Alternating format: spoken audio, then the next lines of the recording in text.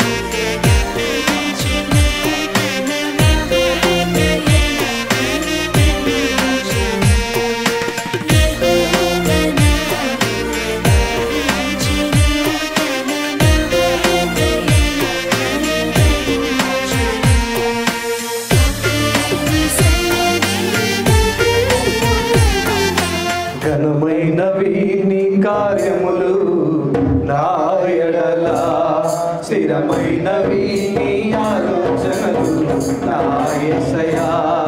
ఘనమైనవి నీ కార్యములు నా ఎడల, స్థిరమైనవి నీ ఆలోచనలు నా యేసయ్యా. కృపలను పొందుచు కృతజ్ఞత కలిగి స్తుతులర్పించదను అన్ని వేళలా. కృపలను పొందుచు కృతజ్ఞత కలిగి స్తుతులర్పించదను అన్ని వేళలా. అనుదినము నీ అనుగ్రహమే ఆయుష్కాలము నీ వరమే. అందరేక స్వరంతో అనుదినము నీ అనుగ్రహమే ఆయుష్కాలము నీ వరమే. ఘనమైనవి నీ కార్యములు నా ఎడల, స్థిరమైన ఘనమైనవి నీ ఆలోచనలు నా యేసయ్యా, ఘనమైనవి నీ కార్యములు నా ఎడల, ఘనమైనవి నీ ఆలోచనలు నా యేసయ్యా. ఏ తెగులు సమీపించనీయక, ఏ కీడైనా దరిచేరనీయక,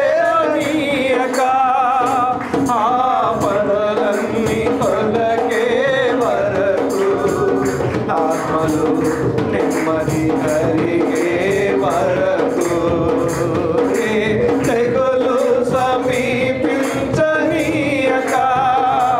ఏ కీడైనా దరిచేరనీయక,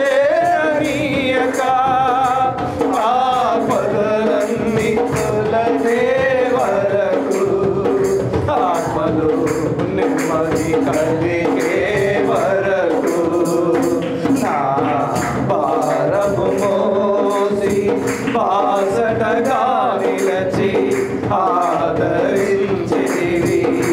ఈ స్తుతి మహిమలు నీకే చెల్లించెదను జీవితాంతము.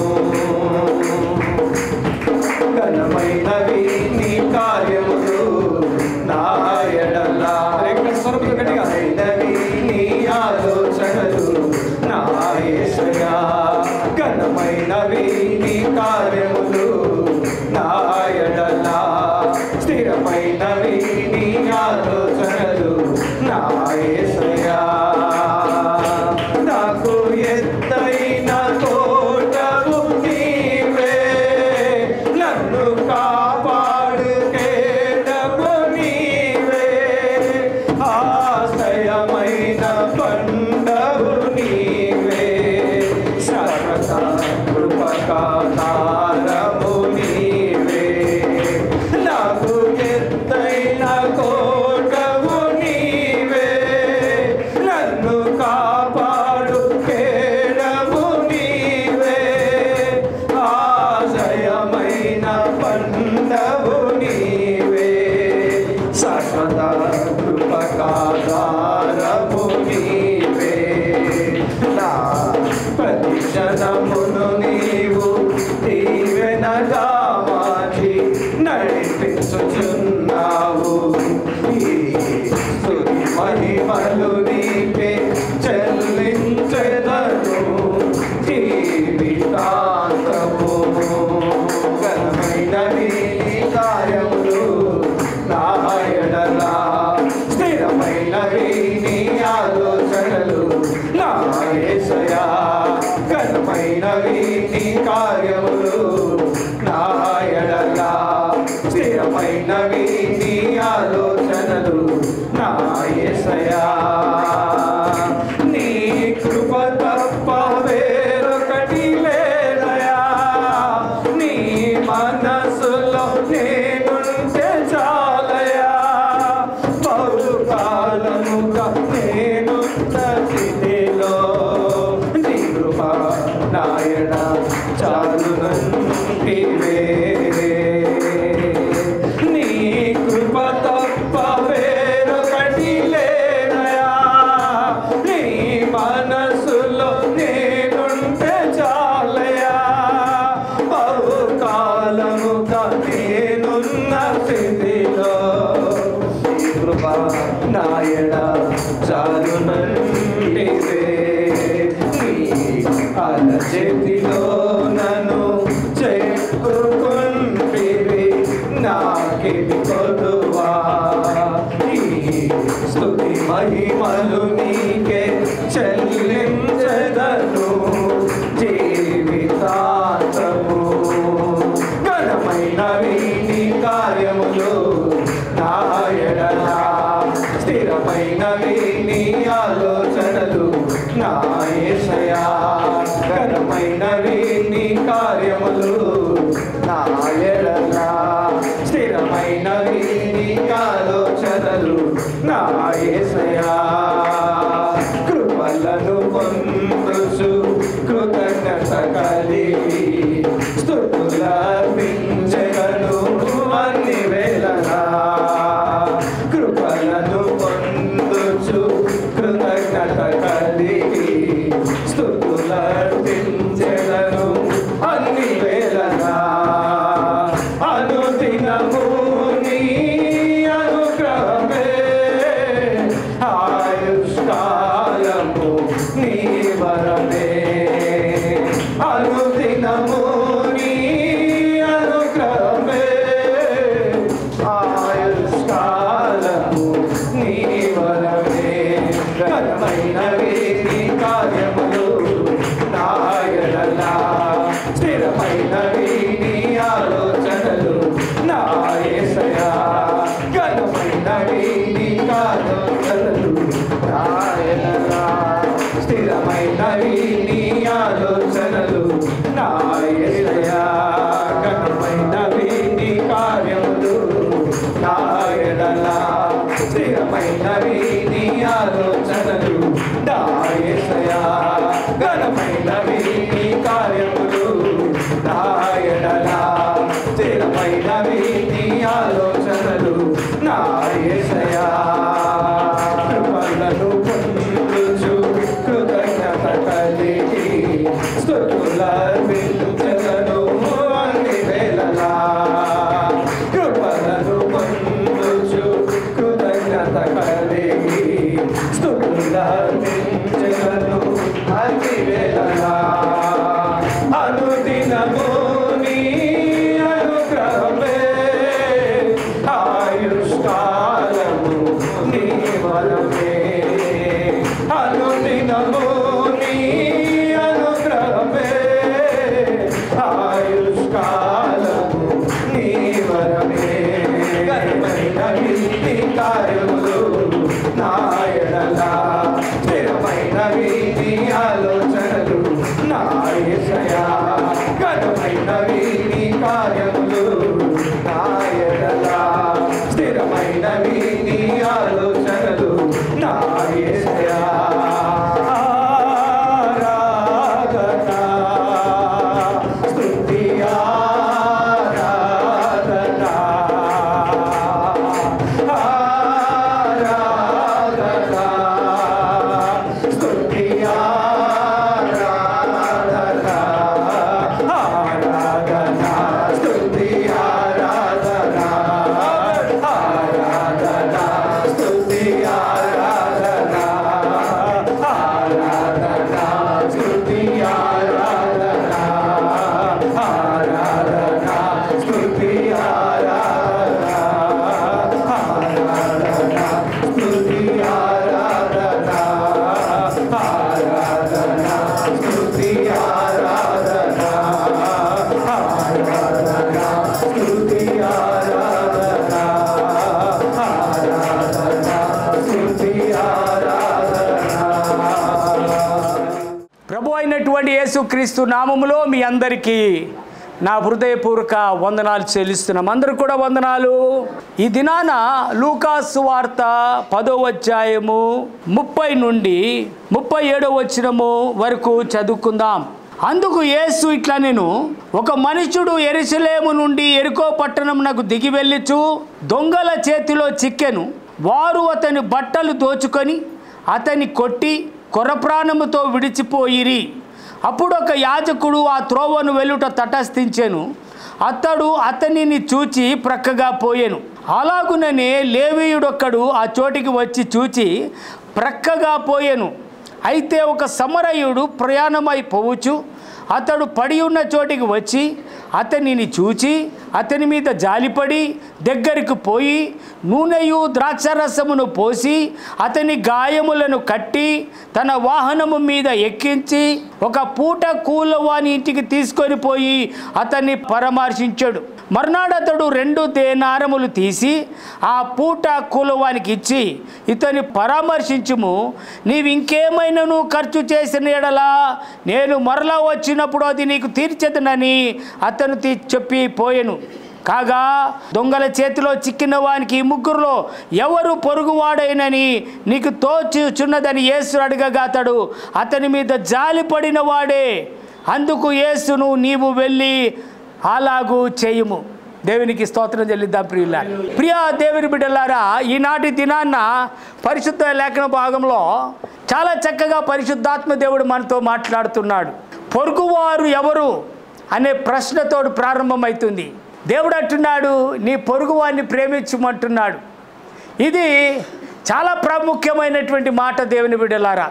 ఈ లోకంలో అన్ని పనులు మనం చేస్తాం, కానీ ప్రక్కనున్న పొరుగువారిని మాత్రము మనము ప్రేమించాం. దేవుని బిడ్డలారా, నిన్ను వలే నీ పొరుగువారిని ప్రేమించుమని యేసయ్య మనతో ముఖాముఖిగా మాట్లాడుతున్నట్టుగా చూస్తున్నాం.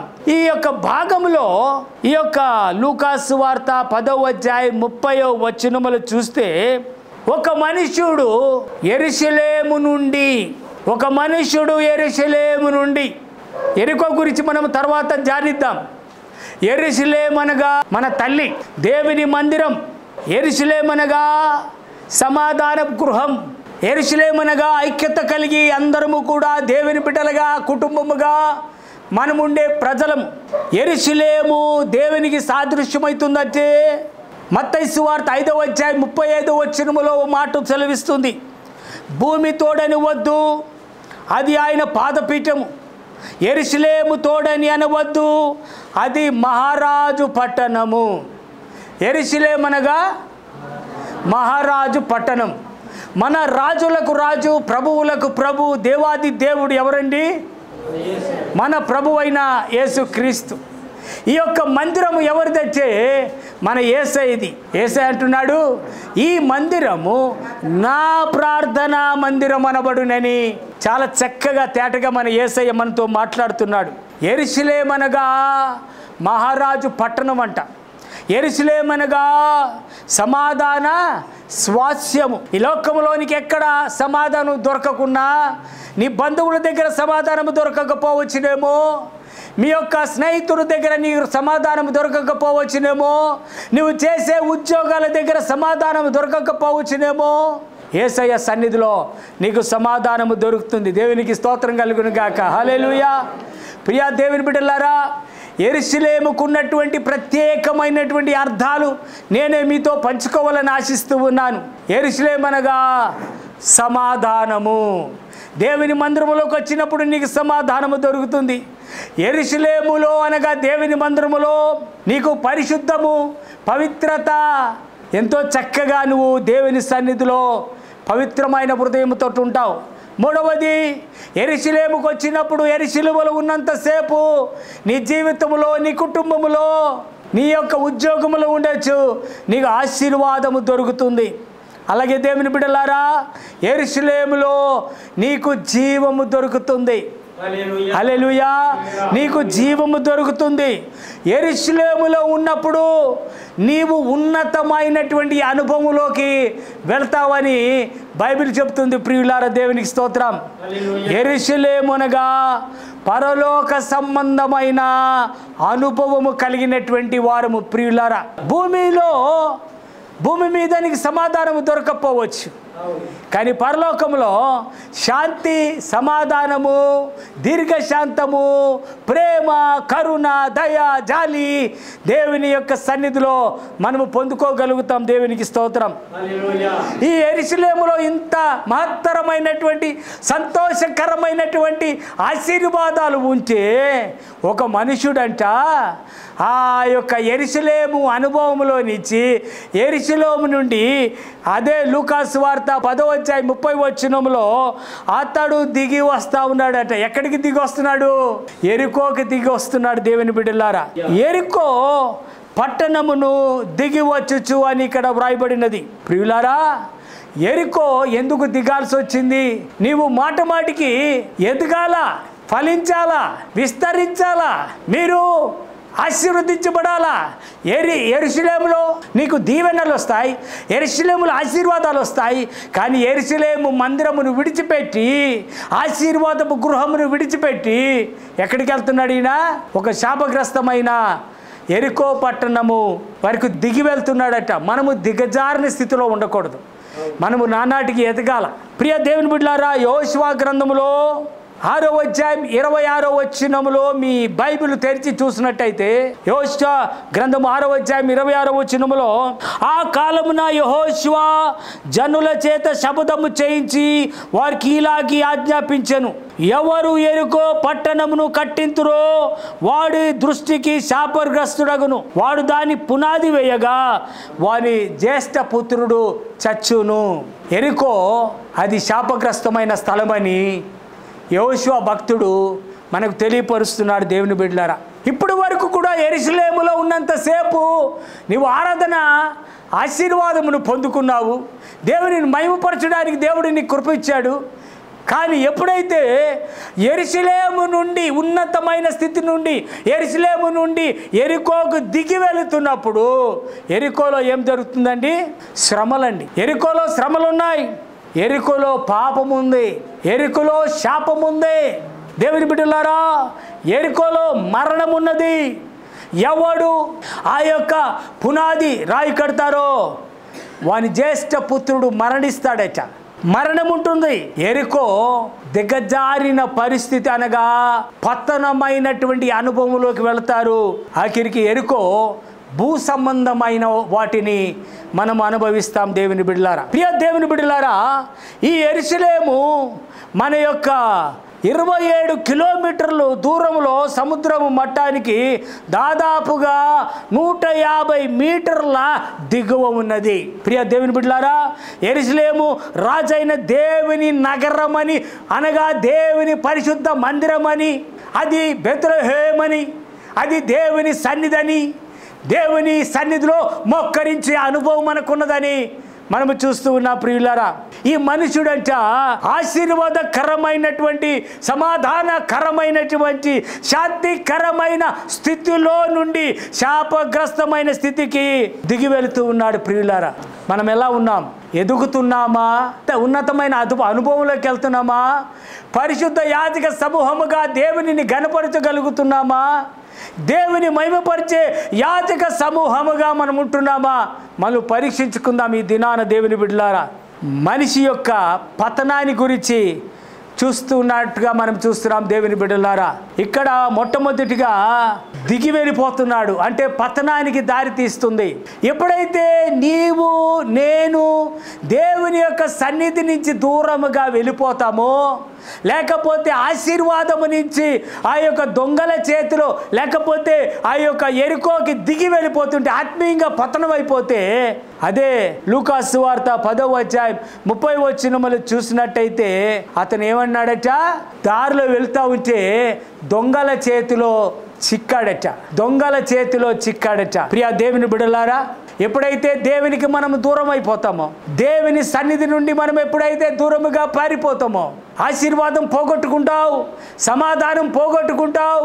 నీ జీవితంలో ప్రార్థన కోల్పోయి దేవునికి నీవు దూరమైనటువంటి పరిస్థితులు నీ జీవితంలో వాటిల్లుతుంది. దేవుని బిడ్డలారా, ఎఫెసీయులకు రాసిన పత్రిక 4వ అధ్యాయం 27వ వచనములు చూస్తే, అపవాదికి చోటియకుడి, దొంగిల వాడు దొంగిలిక అక్కర కలుగది వారిని పంచిపెట్టును వీలు కలుగు నిమిత్తం. అంటే దొంగోడు ఎప్పుడు కూడా దొంగోడిని పట్టుకోవాలని ప్రయత్నం చేస్తాడు. దేవుని బిడ్డలారా, మొట్టమొదటిగా దేవుని సన్నిధి నుంచి దూరముగా వెళ్ళినప్పుడు ఏం జరుగుతుందట?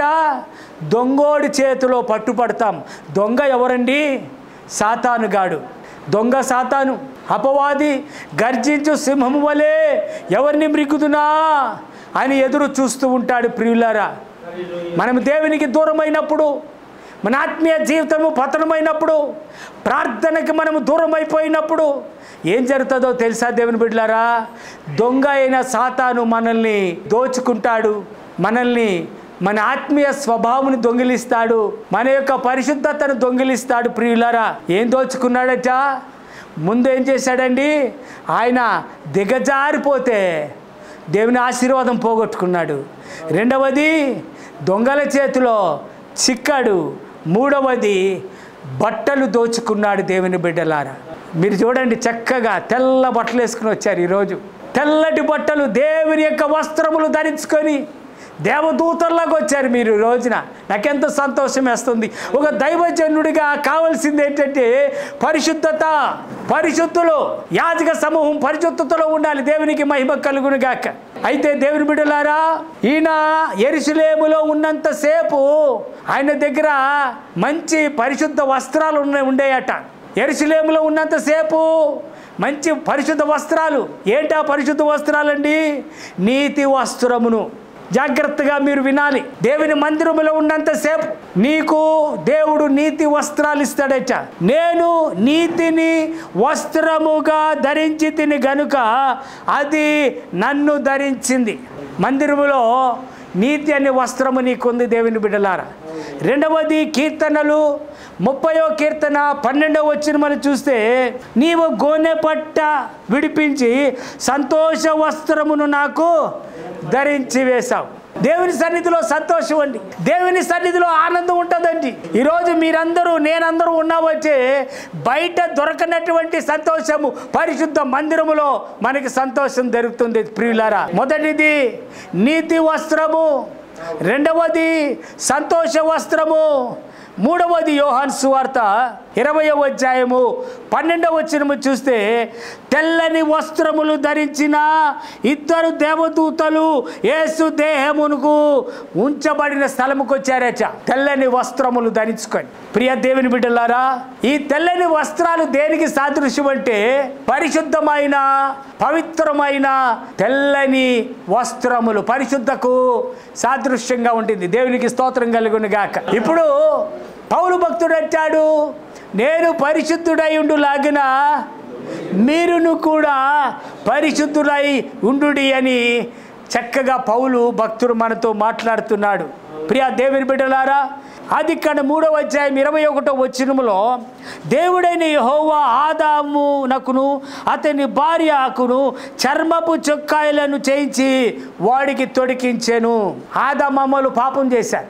దేవుని మాటకు లోబడకుండా, దైవ చిత్తానుసారమైన జీవితం జీవించకుండా, దేవుని మాట ఏదైతే ఏదైనా తోటలో ఆ పండు తినొద్దని దేవుడు చెప్తే అదే పండు అవ్వమ్మ తిన్నది.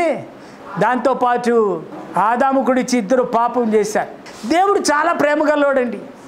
దేవుడు చాలా కృపామయుడు. దేవుని ప్రేమ ఎటువంటిదో తెలుసా? వాస్తవానికి పాపం చేశారు. పాపం చేస్తే మనము దేవుని మందిరం ఉండలేం. ఎవరిలో ఉన్న హృదయం సరిగ్గా లేకపోతే, ఎవరన్నా పరిశుద్ధత కాపాడుకోకపోతే, మందిరములో కాదు, సమాజంలో కాదు, కుటుంబంలో కాదు, ఎక్కడ కూడా నిలకడగా ఎవరు కూడా ఉండలేరు దేవుని బిడ్డలారా. పాపము నిన్ను పట్టుకొనును, పాపము నిన్ను తరుమును, పాపము నిన్ను వెంటాడును. ప్రియ దేవుని బిడ్డలారా, ఆదాము అవ్వ ఇద్దరు కూడా చెట్టు వెనక దాక్కునే పరిస్థితి వచ్చింది. పిరికితనం ఎక్కడి నుంచి వచ్చింది? అపవిత్రత ఎక్కడి నుంచి వచ్చింది? పాపం వల్ల వచ్చింది. అందుకోసమే ఇంకా దేవుడు ప్రేమగలవాడు కాబట్టి దేవుడు ఏం చేశాడట? ఆదాముకును అతని భార్యకు చర్మము చెక్కాయి కుట్టించి వారిద్దరికి తొడిగిచ్చాడట. దేవునికి స్తోత్రం కలుగును గాక. ఈ వస్త్రాలన్నీ దేవుని మందిరములో దేవుడు ఇస్తే ఏం జరిగిందండి?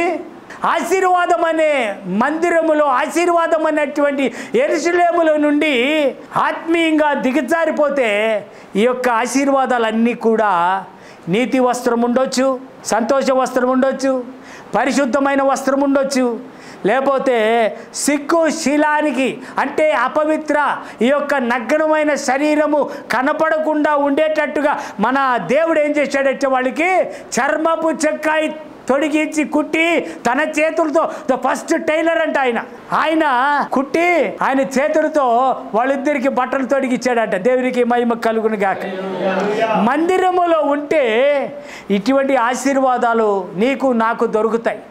ఎప్పుడైతే దేవుని విడిచిపెట్టి వెళ్ళిపోతామో మనము దిగజారిన పరిస్థితి మన జీవితంలో వాటిల్లుతుంది. ప్రియులారా, ప్రియ దేవుని బిడ్డలారా, దేవుని సంగమా, ఎప్పుడైతే సాతాను అనే దొంగ చేతిలో మనం పడతామో మన పవిత్రత, సంతోషము, నీతి, ఆత్మ, నిజమైనటువంటి పరిశుద్ధమైన ఆత్మ, మనకున్న శాంతి, సమాధానము వాడు దోచుకుంటాడు. ప్రియులారా, జాగ్రత్తగా వినండి. మన మందిరంలో ఉన్నాం. తొందరపాటు నిర్ణయాలు తీసుకోకూడదు. మనము ప్రతి వారము కూడా దేవుని యొక్క సన్నిధిలో రక్షణ పొందిన చోట, బాప్తిసం తీసుకున్న చోట, దేవుని మహిమతో నింపబడినటువంటి చోట, దేవుని అభిషేకం పొందిన చోట, పరిశుద్ధాత్మ కుమ్మరి అటువంటి అనుభవం పొందుకున్న చోట మనము ఇంకా ఎదగాల, ఇంకా ఫలించాలా, ఇంకా విస్తరించాలా, మనం ఆశీర్వదించబడాలి. దేవునికి స్తోత్రం. యెషయా గ్రంథం 64వ అధ్యాయం 6వ వచనములో ఏముందంటే, మన నీతిని మేమందరము అపవిత్రుల వంటి వారమైతిమి, మా నీతి క్రియలన్నీ మురికి గుడ్డల వలె ఆయను, మేమందరము ఆకు వలె వాడిపోయాము. మనమందరము ఆకు వలె వాడిపోయాము. దేవుని బిడ్డలారా, ఒకప్పుడు నువ్వు లేచి నిలబడి పాటలు పాడుతూ ఉంటే దయ్యాలు వెళ్ళిపోయాయి. నువ్వు ఆరాధన చేస్తూ ఉంటే దురాత్మలు ఇక్కడ ఉండమన్నా ఉండేవి కావు. నీవు ప్రార్థన చేసినప్పుడు నీ కొరకు పరలోకం తెరవబడుతుంది. నీవు మోకరించినప్పుడు దేవుని అభిషేకం నువ్వు పొందుకుంటావు. ప్రియులారా, ఎప్పుడైతే నీ ప్రార్థన ఆగిపోయిందో, ఆరాధన ఆగిపోయిందో, నేను ఎప్పుడు కూడా నా సంఘ ప్రజలకు ఒకటే చెప్తాను, దేవుని బిడ్డలారా, ఎవరో పాట పాడితే మనం చూడడం కాదండి, ఎవరో ప్రార్థన చేస్తే మనం చూడటం కాదు, ఎవరో ఆరాధన చేస్తే మనం చూడ కాదు, మనము ఆరాధన చేద్దాం, మనము నోరు తెరిచి ప్రార్థన చేద్దాం, మనము నోరు తెరిచి దేవుని సన్నిధిలో లేచి నిలబడి ఆరాధన చేసి దేవుని స్తుతించాలి. దేవునికి స్తోత్రం కలుగును గాక. ప్రియా దేవుని బిడ్డలారా, యెరూషలేము నుంచి దిగజారిపోతా వచ్చే ఒక్కొక్క మెట్టు ఎలా దిగజారిపోతున్నాడో మీరు చూడండి. మొదటిది, యెరూషలేము నుంచి దిగి వెళ్ళిపోతున్నాడు. ఎక్కడికి వెళ్తున్నాడండి? శాపగ్రస్తమైన పట్టణానికి వెళ్ళిపోతున్నాడు, పతనమైన స్థితికి వెళ్ళిపోతున్నాడు, అంటే ప్రార్థన కోల్పోతున్నాడు. మూడవది, దేవుని బిడ్డలారా, మూడవ పరిస్థితి, అతనికి ఏం జరిగింది? ఇప్పుడు ఎవరు పట్టుకున్నారు ఆయన్ని? సాతాను దొంగల చేతిలో చిక్కుకున్నాడు. ప్రియా దేవుని బిడ్డలారా, నువ్వు దేవునికి దూరం అయిపోతే దొంగల చేతిలో చిక్కుపడతావు. దొంగల చేతిలో నీవు పడితే నాలుగవది, నీ బట్టలు దోచుకుంటాడు. ఏ బట్టలు? నీ స్తుతి వస్త్రములు ఉండొచ్చు, నీ పవిత్రమైన వస్త్రములు ఉండొచ్చు, లేకపోతే దేవుని బిడ్డలారా నీ సంతోషం అనే వస్త్రమును కూడా దొంగిలిస్తాడు. లేకపోతే చిట్ట చివరికి అన్నీ పోయి నీవు దిగంబరుడుగా ఉన్న పరిస్థితులు నీ జీవితంలో వచ్చినప్పుడు, ఆ సమయంలో కూడా నువ్వు అన్నీ పోగొట్టుకుంటే, రండి యేసయ్య దగ్గరికి వద్దాం, మళ్ళీ తిరిగి మన కుటుంబంలోకి వద్దాం, మళ్ళీ మన సంఘంలోకి వద్దాం. ఏది పోగొట్టుకున్నామో, ఏది మనము దొంగల చేతిలో పట్టుబడ్డామో, మళ్ళీ తిరిగి మన పరిశుద్ధ మందిరములో ఎక్కడ నువ్వు నాటబడ్డావో, ఎక్కడ నీవు ఫలించావో, ఎక్కడ నువ్వు ఆశీర్వదించబడ్డావో, ఎక్కడ నువ్వు దేవుని మహిమ పొందుకున్నావో, దేవుని అభిషేకం ఎక్కడ నువ్వు పొందుకున్నావో, మళ్ళీ తిరిగి పొందుదాం. దేవునికి స్తోత్రం. హల్లెలూయా.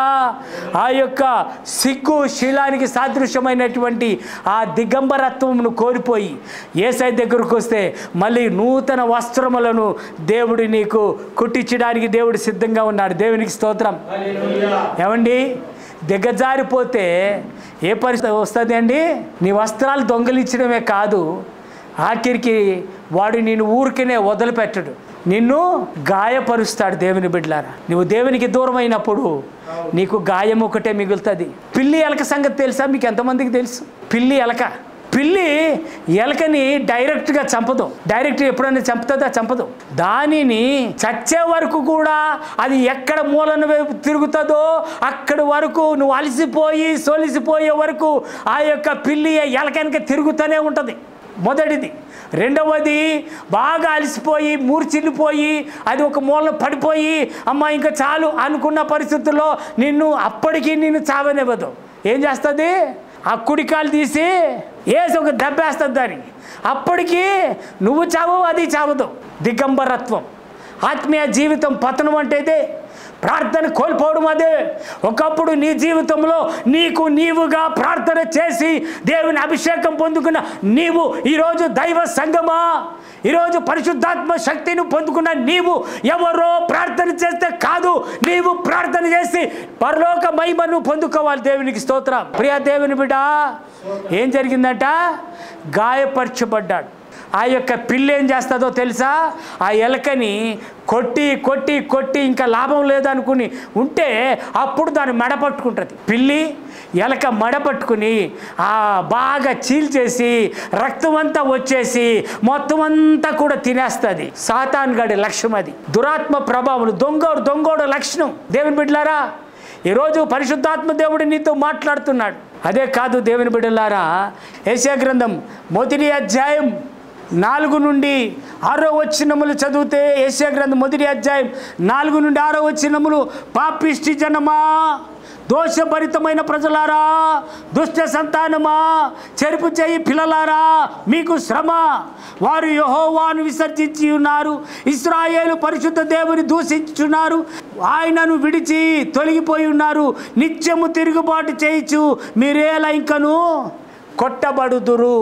దేవునికి దూరం అయిపోయిన వాళ్ళు సాతాను చేత కొట్టబడతారు. దేవుని బిడ్డ, ఈరోజు జాగ్రత్తగా మనం ఒకసారి ఆలోచన చేద్దాం.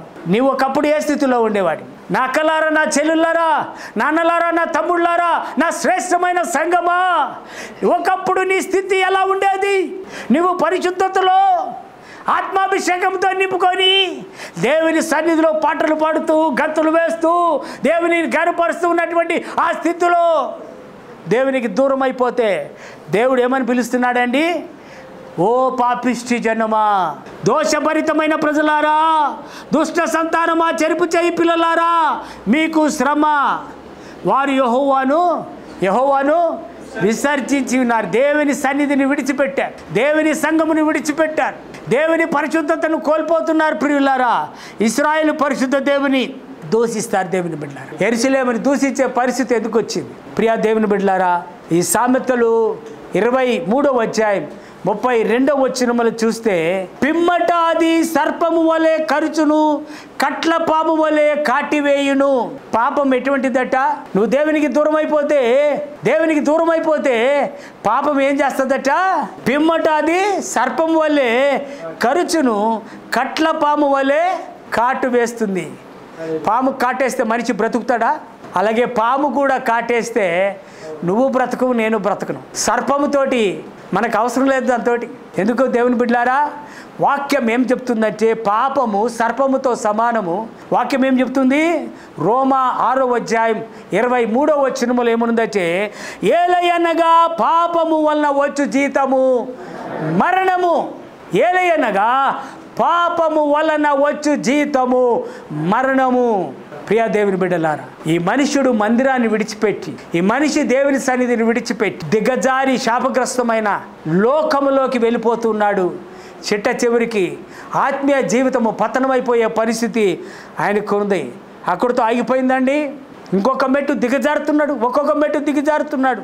అదే లూకాసు సువార్తలో 10వ అధ్యాయం 30వ వచనములో ఏమున్నదట? ఆ యొక్క సాతాను గాడు ఊరుకునే వదిలిపెట్టాడా? కొన ప్రాణముతో విడిచిపెట్టాడు. డైరెక్ట్గా చచ్చిపోతే పర్వాలా, కానీ వాడు సాతాను గాడు నిన్ను డైరెక్ట్గా చంపాడు. కొన ప్రాణముతో విడిచిపెట్టాడు. ప్రియా దేవుని బిడ్డలారా, ఎఫెసీలో రాసిన పత్రిక 2వ అధ్యాయం 1వ వచనములో, మీ అపరాధముల చేతను పాపముల చేతను మీరు చచ్చిన వారై ఉండగా. ఒకసారి పరీక్ష చేసుకుందాం. Let's examine our cells. ఒకప్పుడు ఉన్న స్థుతి నీ నోట్లో ఉందా? ఘనమైనటువంటి పాత్రగా దేవుడు నిన్ను వాడుకున్నాడే. ఇప్పుడు పరిస్థితి ఏముంది? దొంగల చేతిలో చిక్కుబడ్డావా? వస్త్రాలు దొంగిలింపబడ్డావా? నీ సంతోషము పోయిందా?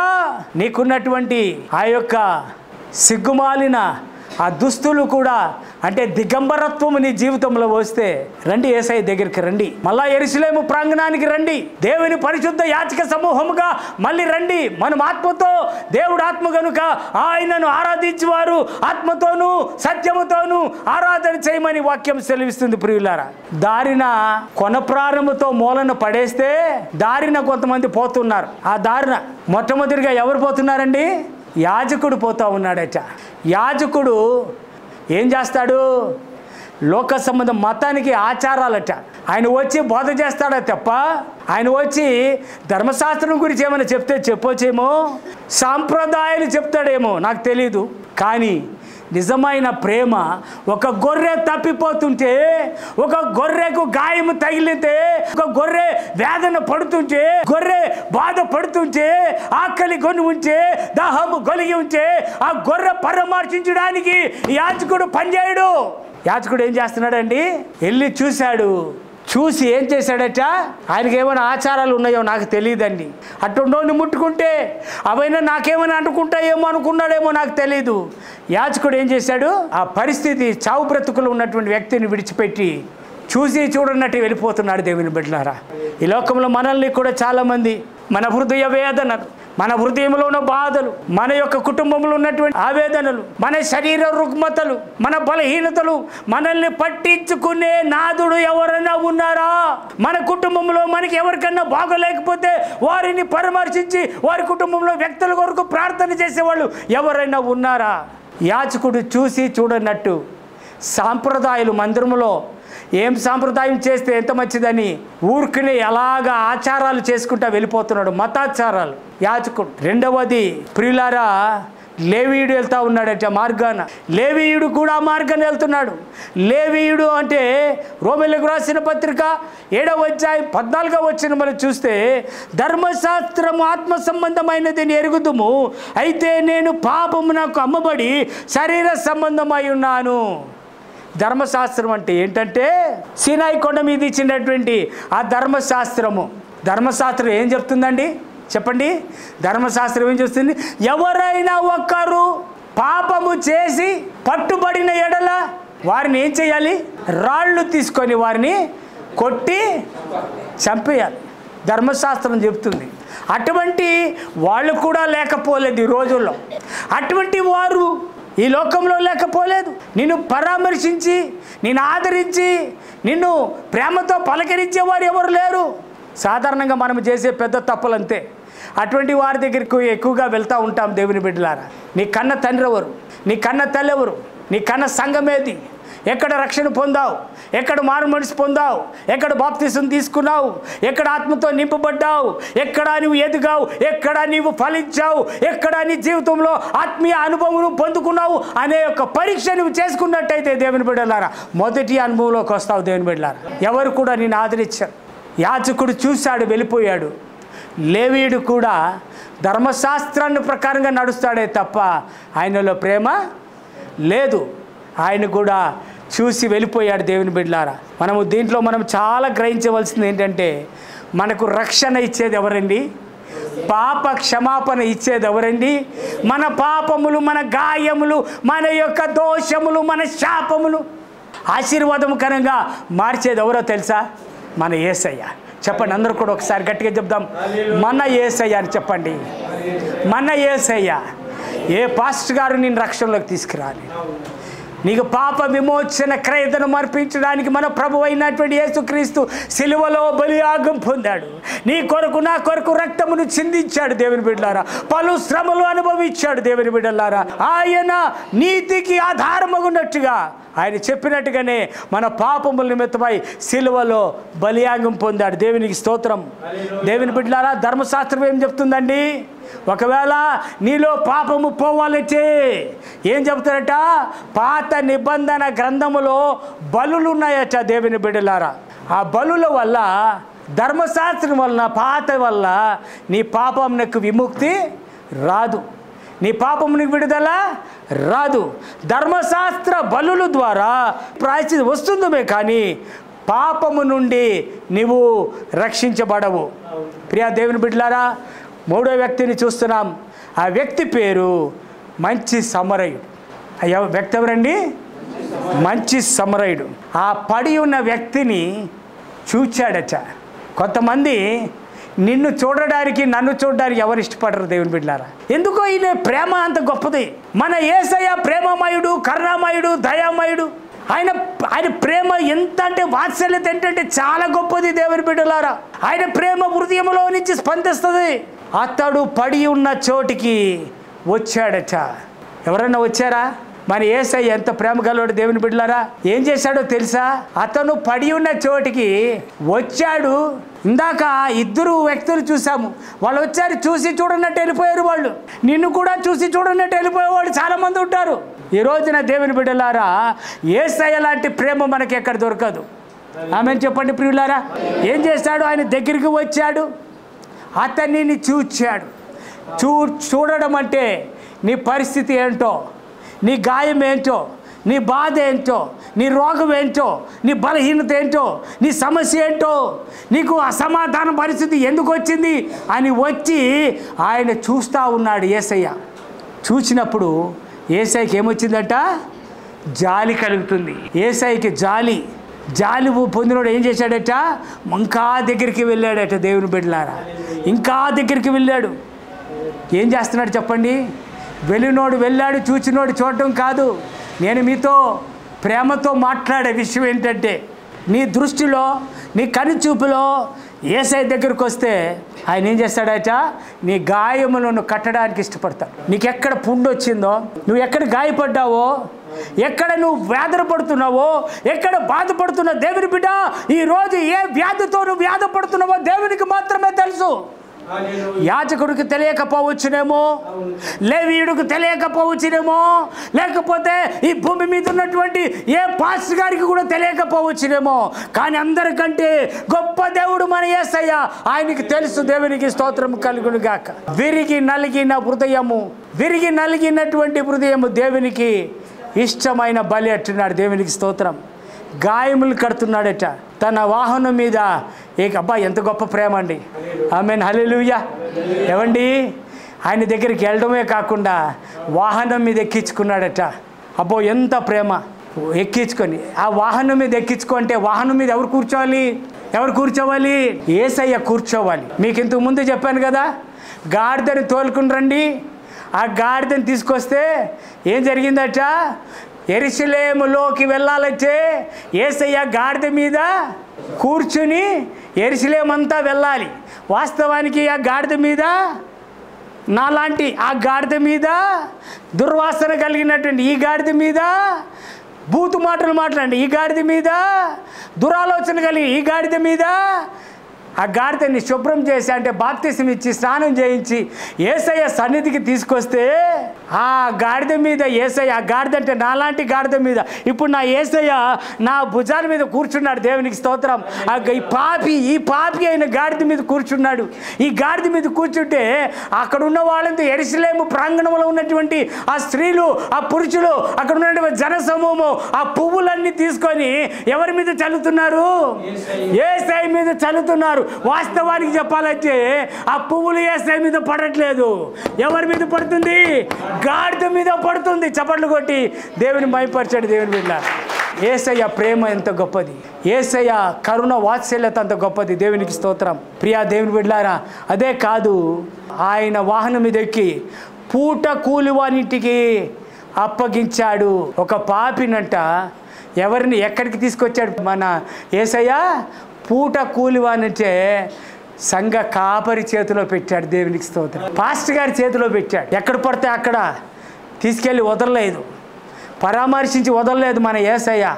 మళ్ళీ ఎక్కడ పడిపోతాడేమో, ఎక్కడ దిగజారిపోతాడేమో, ఎక్కడ దొంగల చేతిలో పట్టుపడతాడేమో, ఎక్కడ వస్త్రాలు, ఇప్పుడు మళ్ళీ నేను కొత్త వస్త్రాలు ఇచ్చాను ఆయనకి, శుతి వస్త్రం మళ్ళీ ఇచ్చా, అది మళ్ళీ ఎక్కడో పోగొట్టుకుంటాడు, మళ్ళీ దొంగోడు ఎత్తుకుపోతాడని చెప్పి ఎందుకన్నా మంచిదని మళ్ళా పాస్టర్ గారి చేతిలో పెట్టి పూట కూలి వానింటికి, అనగా పాస్టర్ గారు దేవుని మందిరంలో ఉన్న సంఘ కాపరికి చేతిలో పెట్టి ఏమిచ్చాడండి? 2 దేనారములు ఇచ్చాడు. 2 దేనారములు అనగా old testament and new testament, పాత నిబంధన గ్రంథము, క్రొత్త నిబంధన గ్రంథం. దేవునికి మహిమ కలుగును గాక. హల్లెలూయా. ఎంత ప్రేమ గల దేవుడు. ఆయన ప్రేమ ఏమండి, ఈరోజు నేను ఆయన గురించి మాట్లాడాలని ఇష్టపడుతున్నాను. నాకు ఆ దొంగోడితో సాతాంతో నాకు పని లేదండి. నాకు పనంతా నా యేసయ్యతో నాకు పని ఉందండి. అయిపోయింది. గతః. వాడింతవరకు నన్ను బాధ పెట్టాడు, దొంగిలిచ్చాడు, నన్ను కొనపురుతో పెట్టాడు. ఇప్పుడు అయిపోయింది. ఇప్పుడు యాజకుడు ఏం చేయలేకపోయాడు, లేవీయుడు ఏం చేయలేడు. చివరికి మంచి సమరయుడు అయినటువంటి యేసుక్రీస్తుని గుర్తించి వారు ఎవరు లేకుండా అయిపోయారు. దేవుని బిడ్డలారా, యేసయ్య మహిమ ఏంటో మనం గుర్తించలేకపోతున్నాం. దేవుని బిడ్డలారా, అతడు ఎవరండి? Who is that person? Beloved dear brother and sisters, my dear sisters and brothers, you should know who is Jesus. He is the salvation. He is the redeemer. He is the healer. He is the baptizer. ఆయన బాప్తిస్మం ఇచ్చేవాడు. ప్రియ దేవుని బిడ్డలారా, ఆయన యూదుల చేత తిరస్కరింపబడిన వాడు. ఆయన సొంత ప్రజలు ఆయన్ని తిరస్కరించారు. ఆయన ప్రజలు ఆయనను తిరస్కరించారు. దేవుని బిడ్డలారా, మనం చూసినట్టయితే ఈ యొక్క యోహాను సువార్త 4వ అధ్యాయం 4 నుండి 9లో యూదుల చేత తిరస్కరింపబడిన వాడు సమరయుడు. యూదులు సమరయులతో సాంగత్యము చేయరు, ఎందుకంటే సమరయులు మిశ్రంగ జనాంగము, వంకర జాతి వారు సమరయులు. అంటే దాని అర్థం ఏంటంటే యేసుక్రీస్తు ఎంత యూదుడైనా యూదా జనాంగమునకు గోత్రకర్త అయినప్పటికీ ఆయన స్తుతుల మూలమున మనకి దుర్గము దేవుడు స్థాపించాడు. కానీ దేవుని బిడ్డలారా, ఒక పాపితో కలిసినప్పుడు ఈ పాపము ఆయన పాపిగా మారిపోయాడు. దేవుని బిడ్డలారా, సమరయుడిగా మారిపోయాడు. దేవుని బిడ్డలారా, ప్రియ దేవుని బిడ్డలారా, యెషయా గ్రంథం 53వ అధ్యాయం 3వ వచనంలో ఏముందంటే, యెషయా గ్రంథం 53:3లో అతడు తృణీకరింపబడిన వాడును, ఆయను మనుషుల వలన విసర్జింపబడిన వాడును, ఆయన వ్యసనక్రాంతుడుగాను వ్యాధిని అనుభవించేవాడు గల మనుషుల చూడనులని వాడుగాను ఉండెను. అతడు తృణీకరింపబడిన వాడాయను. ఎవరైపోయాడట ఆయన? ఎవరి కొరకు తృణీకరింపబడ్డాడు? ఆయన మన నిమిత్తమై పరలోకపు ఆసనము సింహాసనము వదిలిపెట్టాడు, లోకానికి వచ్చాడు. మన పాపముల కొరకు, మన శాపముల కొరకు, మన దోషముల కొరకు, మన గాయములను తడవడానికి, మన యొక్క శరీరం మీద దుస్తులు వేయడానికి ప్రేమతో ఆయన మన కొరకు లోకానికి వచ్చి ఆయన తృణీకరింపబడు. ఏమండి, యేసుక్రీస్తు ఆ పాపులతో కలిసి భోజనం చేస్తున్నాడు అంటున్నారు పరిసయ్యులు. యేసయ్యట ఆ పాపులతో భోజనం చేయడానికి. బైబిల్ ఏం చెప్తుందో తెలుసా? నశించిన దానిని వెతికి రక్షించడానికి యేసుక్రీస్తు తన సింహాసనము వదిలిపెట్టి, పరలోకమును వదిలిపెట్టి భూలోకములో నీ దగ్గరికి నా దగ్గరికి వచ్చాడు. దేవునికి స్తోత్రం కలుగునుగా. ఎంత ప్రేమ గల దేవుడండి. హల్లెలూయా. ఆయన తృణీకరింపబడ్డాడు. సమరయుడు ఏం చేశాడండి? ఆయన పడి ఉన్న చోటికి వచ్చి కొన ప్రాణముతో పడి ఉన్నటువంటి వ్యక్తిని చూసి తన యొద్దకు వచ్చి తన స్థితిని గమనించాడు. ఈరోజు నీ ఆత్మీయ జీవితం, నా అన్నలారా, నా తమ్ముళ్ళారా, నా అక్కలారా, నా చెల్లులారా, ఒకప్పుడు మీ స్థితి ఎలా ఉండేది? ఒక్కసారి బ్యాక్ ఫ్లాష్కి వెళ్దాం, ఒకసారి వెనక్కి తిరిగి చూద్దాం. నువ్వు ఏ విధంగా దేవుని సన్నిధిలో ఎదిగావో, ఫలించావో, అభివృద్ధి పొందావో, దేవుని కొరకు, దేవుని సంఘము కొరకు ఆత్మీయ జీవితంలో ఏ విధముగా నువ్వు ఎదిగావో ఒకసారి పరీక్షలు చేసుకో.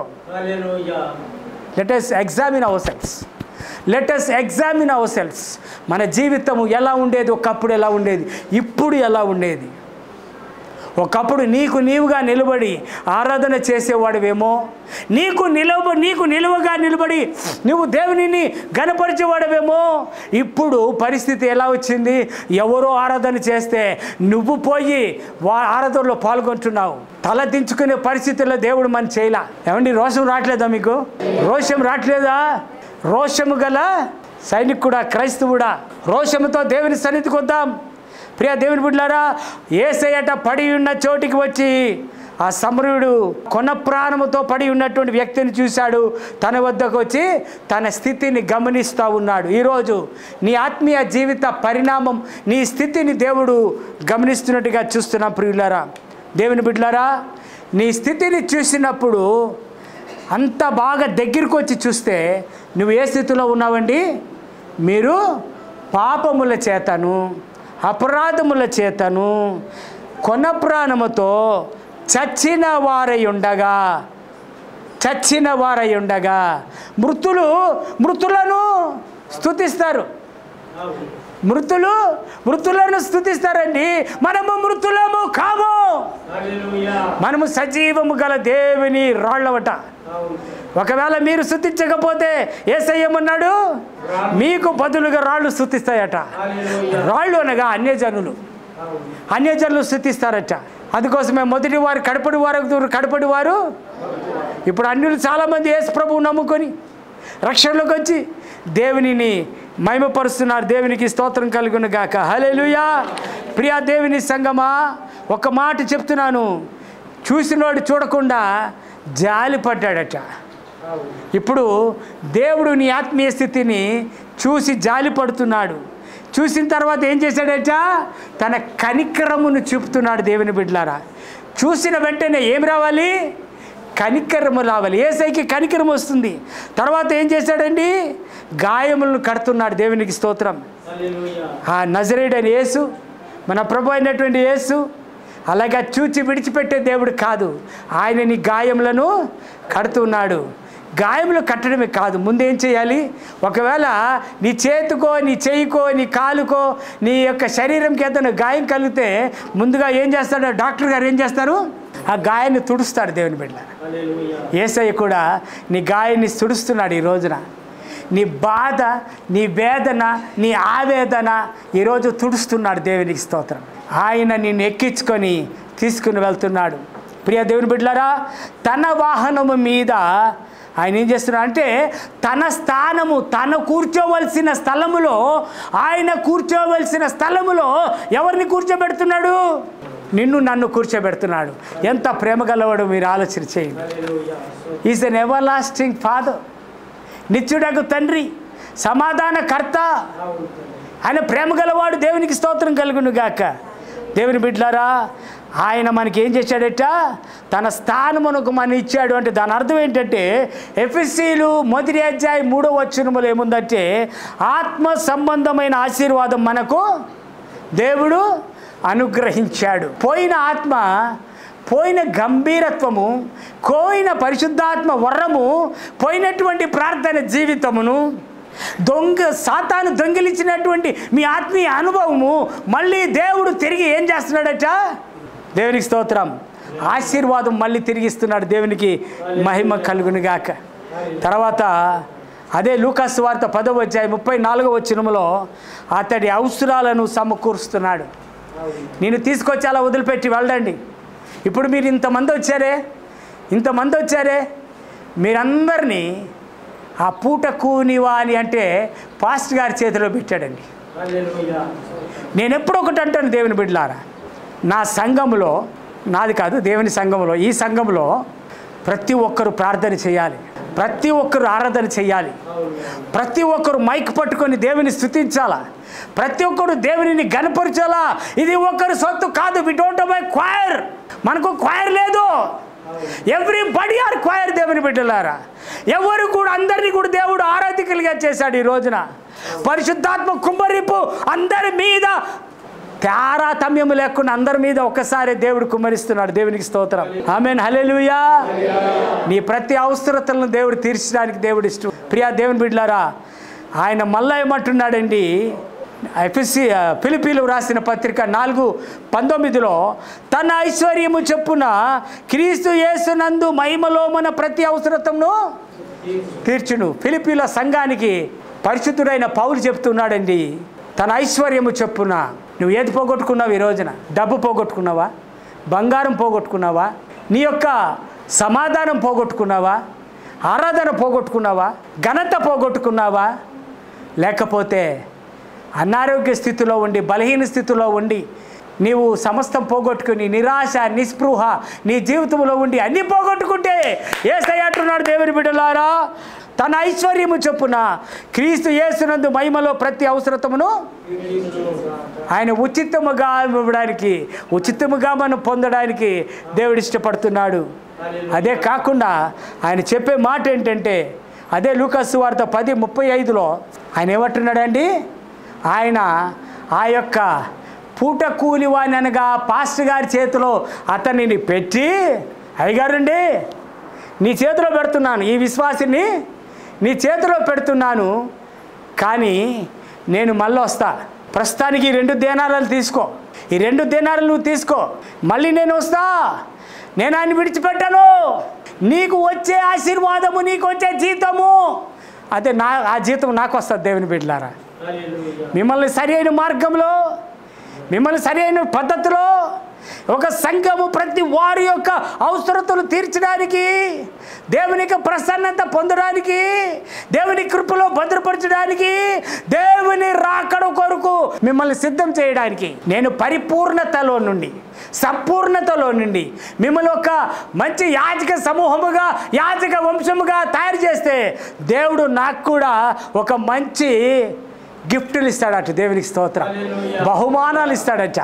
ఎప్పుడు 2 దేనారములనగా పాత నిబంధన గ్రంథము, క్రొత్త నిబంధన గ్రంథము పంచిపెట్టాలట, మీకు ఇవ్వాలట. దేవునికి స్తోత్రం కలుగును గాక. యోహాను సువార్త 14:3లో నేను మీకు స్థలము సిద్ధపరిచే వెళ్ళుచున్నాను, మీరు నాతో ఉండులాగున తీసుకువెళ్తానని దేవుడు వాగ్దానం చేశాడు.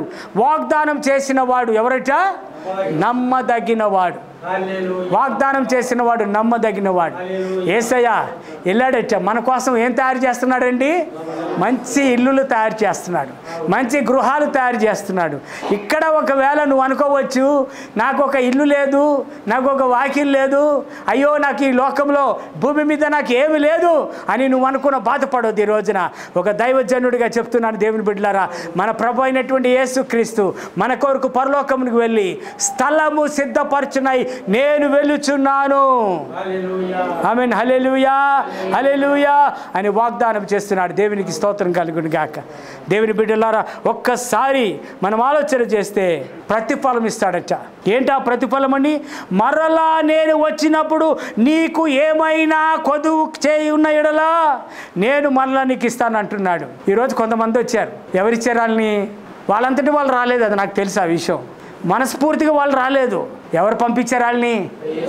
యేసయ్య పంపించాడు. దేవునికి స్తోత్రం.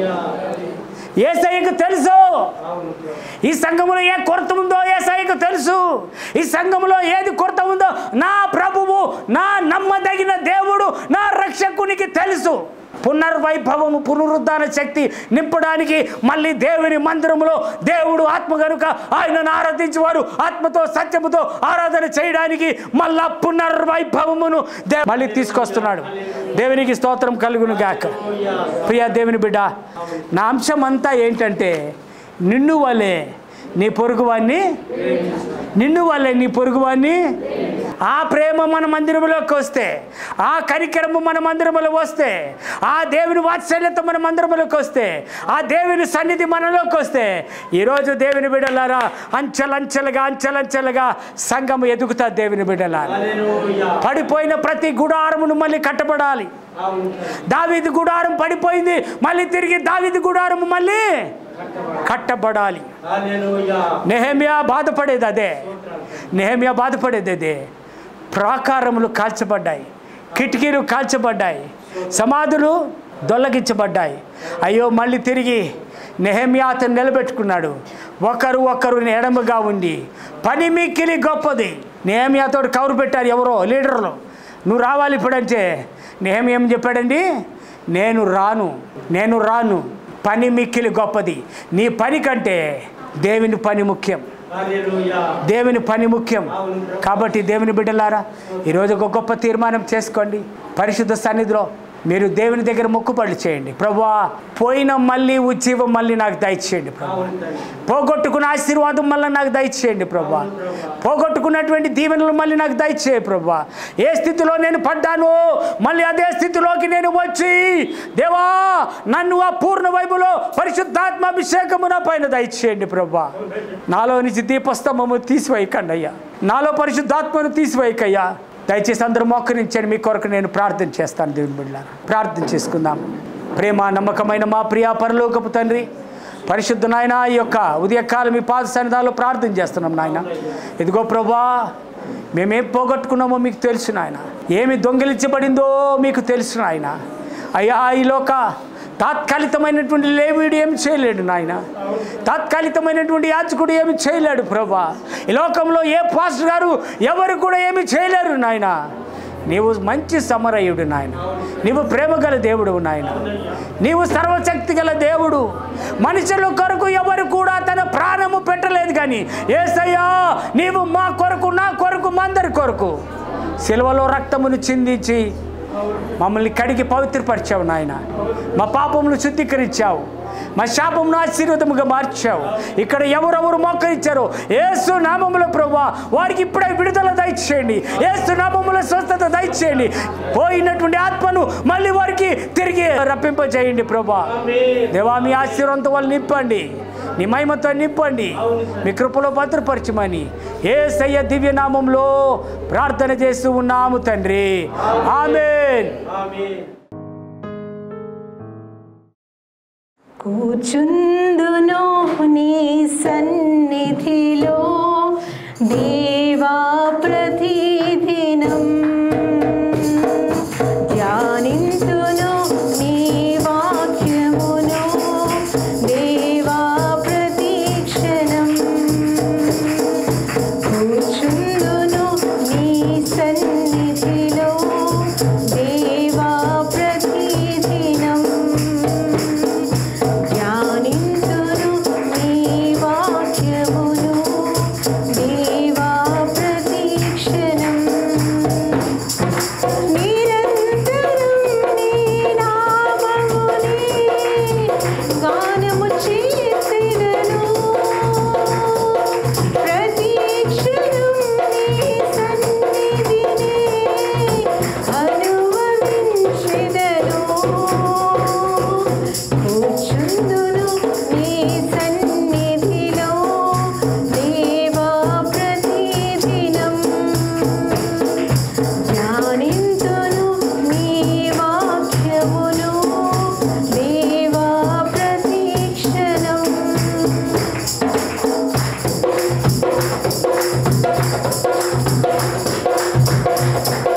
ప్రతి విషయం నీ కల్పించినా, నీ చిత్తముకై నీ వేచినా. ప్రతి విషయం నీ కల్పించినా, నీ చిత్తముకై నీ వేచినా. నీ స్ఫూర్తిని పొంది నీ సాగినా, నీ స్ఫూర్తిని పొంది నీ సాగినా. నీ నామమునే వివరించెదా, నీ నామమునే హెచ్చించెదా. నా అతిశయము నీవే, నా ఆశ్రయము నీవే, నా ఆనందము నీవే, నా ఆధారము నీవే. కూర్చుందును నీ సన్నిధిలో దేవా ప్రతిదినం, ధ్యానింతును నీ వాక్యమును దేవా ప్రతిక్షణం. కూర్చుందును నీ సన్నిధిలో దేవా ప్రతిదినం, ధ్యానింతును నీ వాక్యమును దేవా ప్రతిక్షణం.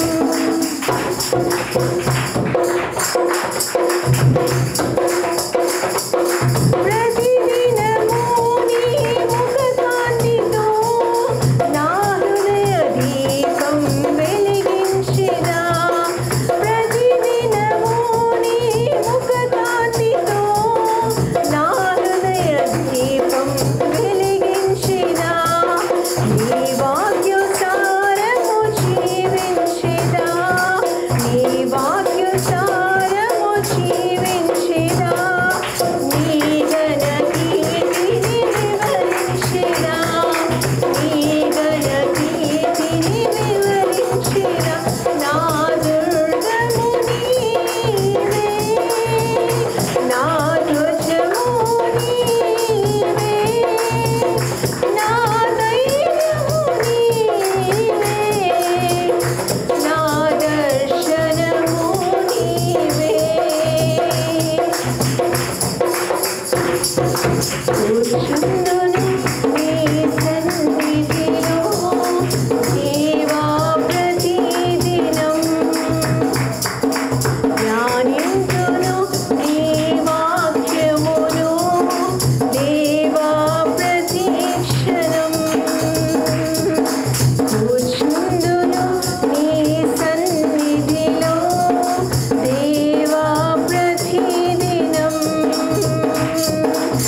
ధ్యానింతును నీ వాక్యమును దేవా ప్రతిక్షణం నిరంతరం నీ నామమునే గానము చేసెదను ప్రతిక్షణం నీ సన్నిధినే అనుభవించెదను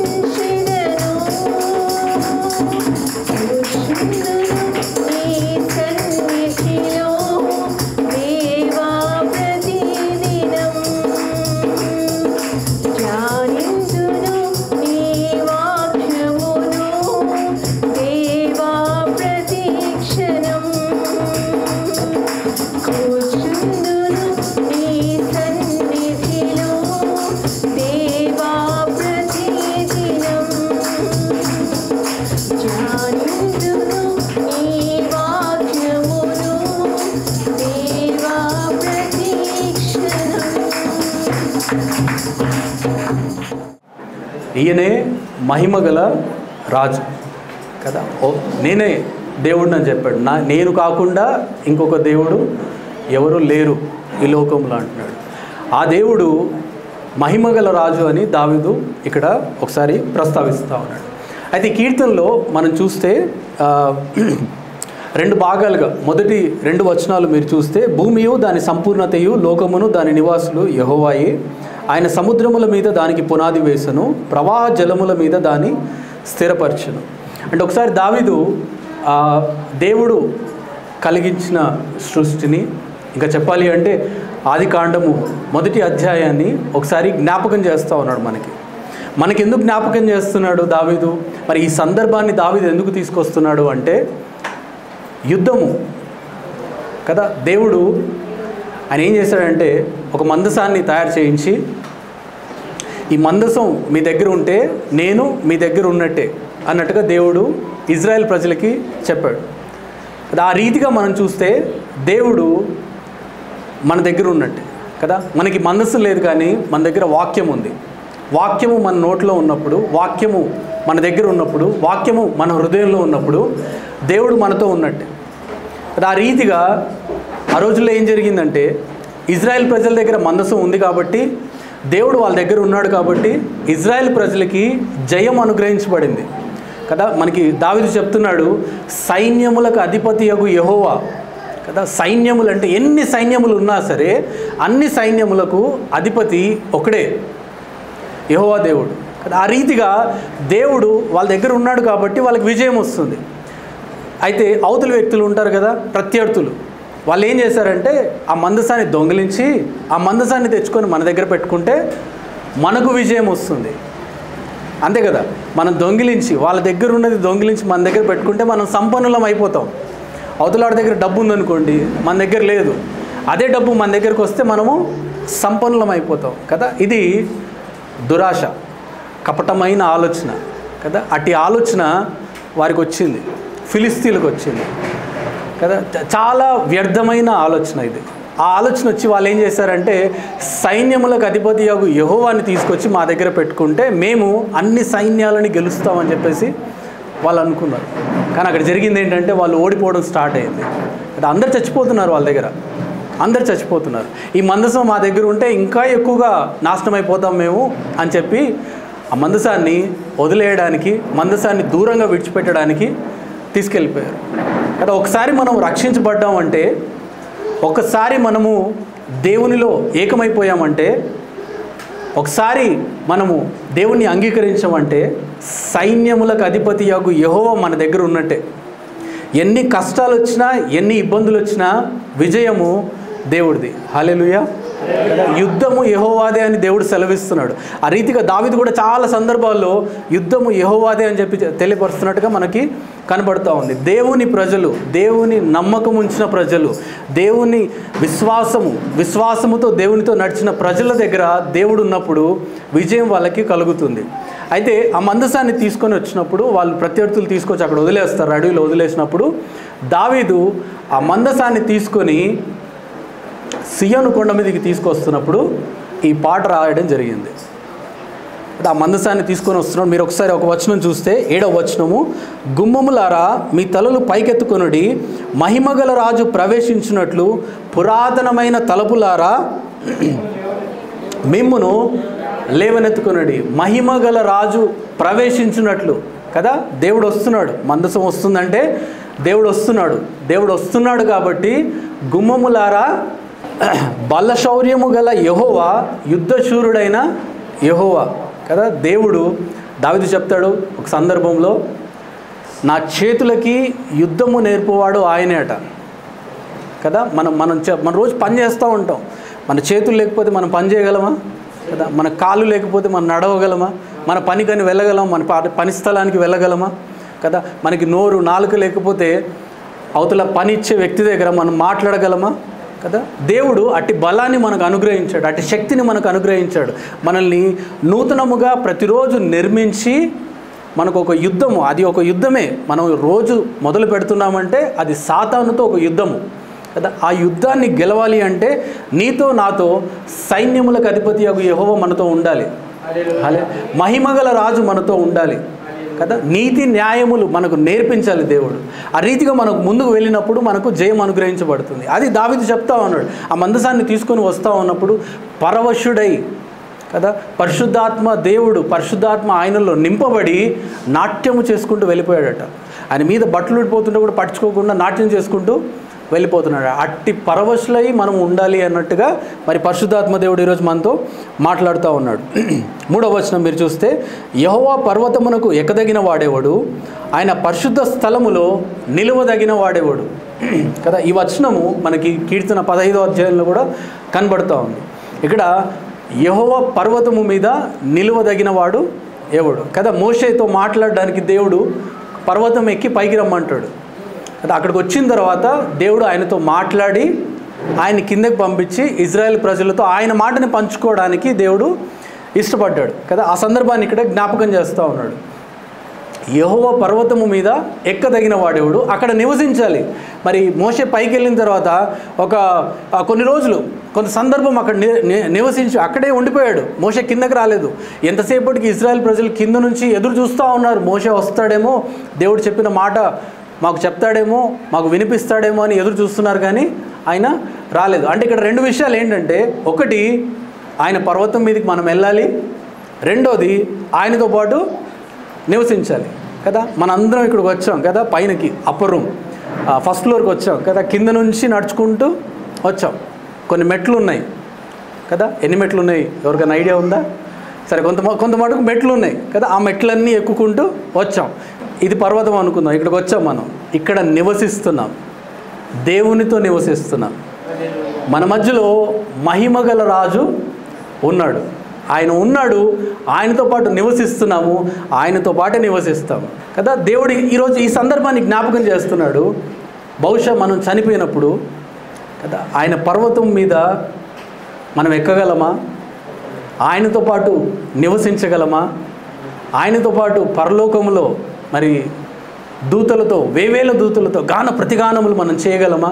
ఒకసారి మన మనస్సాక్షిని పరీక్షించుకోవాలని ఈరోజు దేవుడు ఈ వాక్యాన్ని చెప్తున్నాడు. బహుశా ఈరోజు మనం ఇట్టి మనస్సాక్షి కదా, లోకము మీద ఆశ కలిగి ఉంటే మనము ఒక్క మెట్టు కూడా ఎక్కలేము కదా. ఆ మెట్టు ఎక్కాలని ప్రయత్నించినా జారి పడిపోతాం. కానీ దేవుడు నిన్ను నన్ను పట్టుకొని పైకి తీసుకెళ్లాలని ఇష్టపడతా ఉన్నాడు. మనతో పాటు పరలోకములో కదా వేవేల దూతలతో గాన ప్రతిగానములు హల్లెలూయా హల్లెలూయా హల్లెలూయా అని చెప్పి దేవుని కొనియాడాలని దేవుడు ఇష్టపడతా ఉన్నాడు కదా. ఇంకొక వచనం మనం చూద్దాం.